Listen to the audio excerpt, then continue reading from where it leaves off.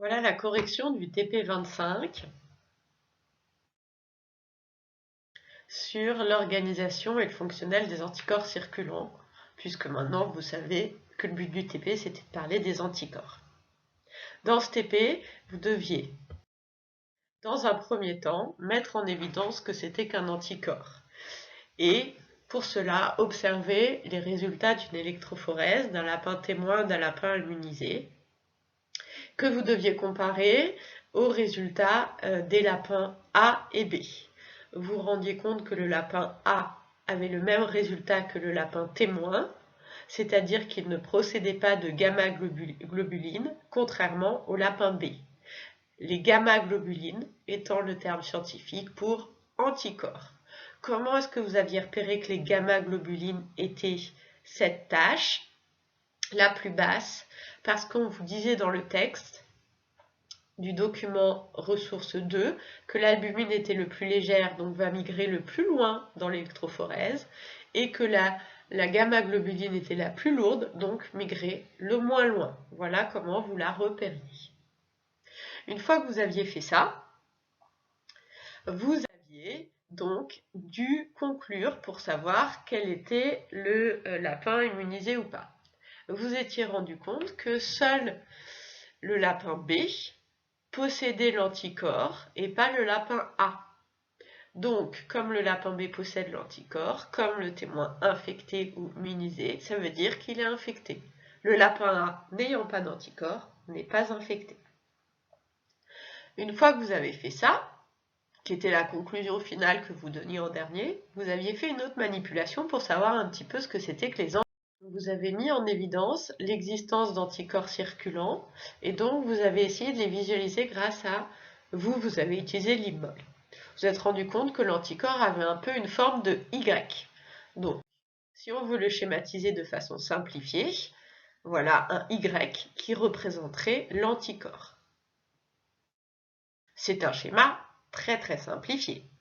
Afin d'être plus précis et d'aller voir plus précisément la structure exacte de l'anticorps, vous l'avez donc coloré par chaîne. En le colorant par chaîne, vous avez réussi à obtenir l'image suivante. Vous êtes rendu compte qu'il y avait 4 couleurs, donc 4 chaînes de l'anticorps. Vous vous rappelez, la couleur bleue n'est pas à compter puisque ce n'est pas un anticorps, ce n'est pas une partie d'anticorps, mais c'est un sucre. Donc vous avez 4 couleurs correspondant à 4 chaînes. 2 grandes, ici violette et orange, et 2 plus petites, vertes et grises. Si vous aviez utilisé Rastop, vous auriez pu le mettre en ruban et obtenir cette représentation.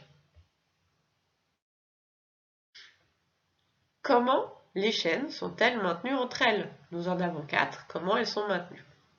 Si vous aviez utilisé Rastop, vous auriez pu visualiser les liaisons, plus précisément les ponts disulfure. Vous voyez que les ponts disulfure sont des ponts qui apparaissent entre les squelettes des molécules de couleur marronasse. Vous observez ici 1, 2, 3, 4 liaisons ponts disulfure.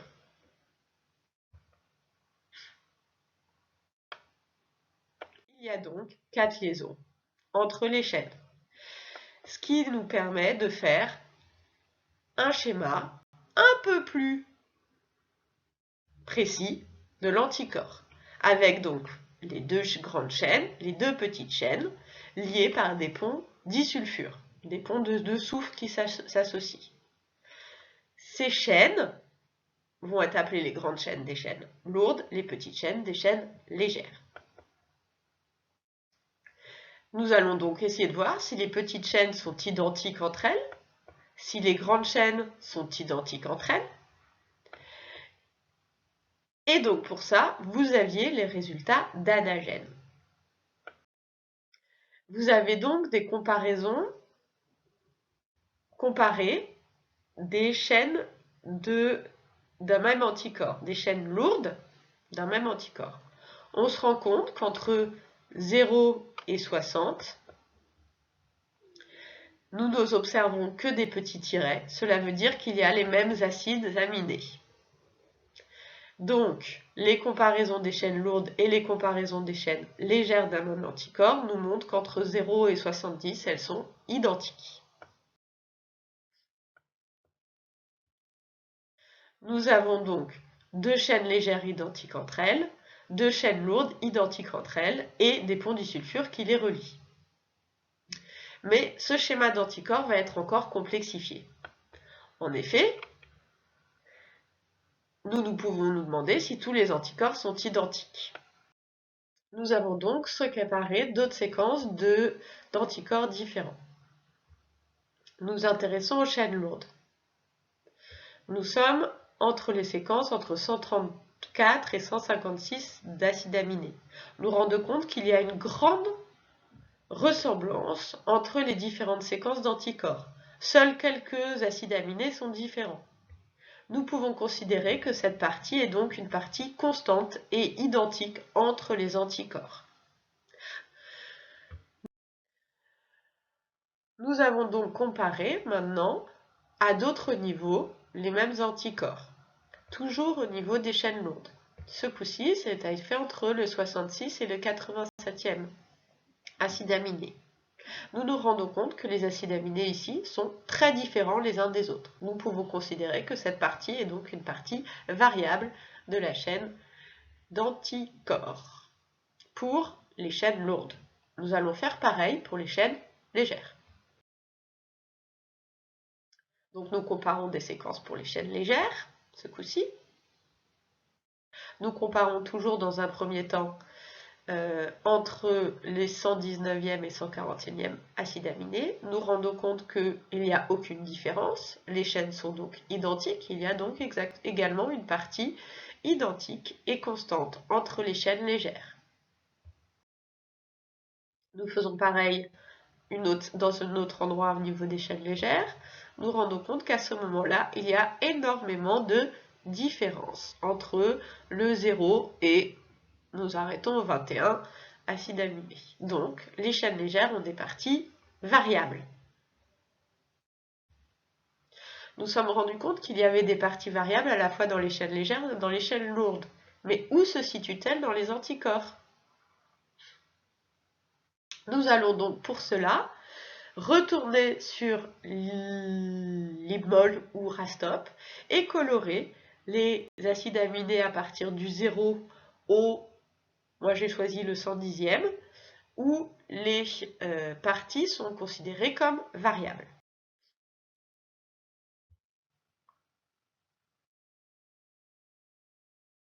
Donc on colore, comme c'est indiqué, et on change la représentation, on met des boules. On se rend compte de l'endroit où se trouvent les régions variables des anticorps. C'est à l'extrémité.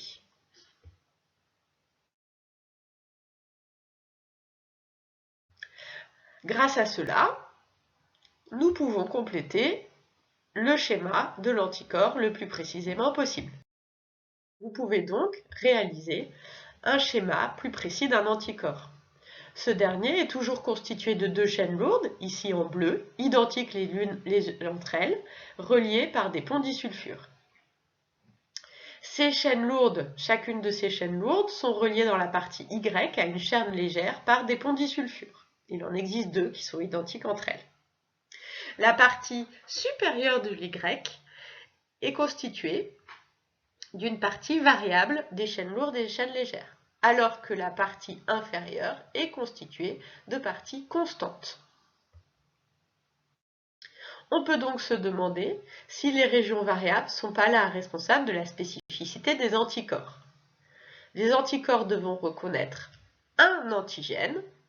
Vous avez donc fait une dernière manipulation à l'aide de l'IMMOL. Vous avez en effet essayé d'observer les complexes antigènes-anticorps. Pour cela, vous aviez une molécule et il fallait repérer sur cette molécule les chaînes de l'anticorps, les régions variables de l'anticorps, l'antigène. Attention, vous n'aviez pas un anticorps entier, vous n'aviez qu'une extrémité de l'anticorps. J'espère que vous aviez bien compris cela. Vous avez donc obtenu, grâce à l'IMOL, la représentation suivante. En bleu, c'était l'antigène. En rouge, vous aviez la partie variable de la chaîne lourde, puis après la partie non variable. Et en gris, vous aviez la chaîne légère, avec pareil, proche de l'antigène, la partie variable, et en dessous, la partie non variable. Cette observation vous avait permis de dire que c'était la partie donc variable qui permettait de reconnaître l'antigène. Vous aviez donc en conclusion du TP un schéma d'anticorps à compléter. La légende des ponts du sulfure était déjà mise en évidence puisque lors de votre manipulation, vous ne l'aviez pas vue. Par contre, le reste pouvait être légendé par vous-même suite à la manipulation. Vous aviez donc en carré une chaîne légère. Puis l'autre chaîne qui était la chaîne lourde. Elles sont identiques. Ici se situaient les régions variables des chaînes légères et lourdes.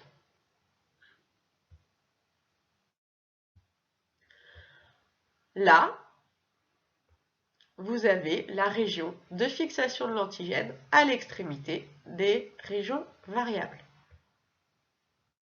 En orange, c'était tout ce qui était constant dans les deux chaînes.